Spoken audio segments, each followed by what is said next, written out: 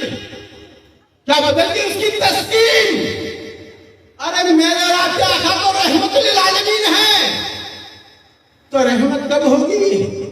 जब हर घर में जहां रब्बुल आलमीन का रबूबियत गई है, रहमतुल आलमीन मौजूद हो, लेकिन चूंकि वो कुफ्र ने उसको ढांप दिया है, उसको जाहिर करने के लिए हर दौर में अल्लाह वजूदों को खड़ा करता है।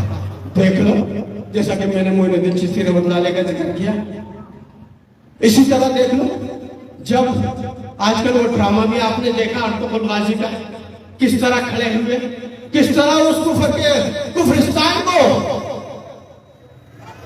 मुसलमान किया, इस्लाम का खिल्ला बना दिया।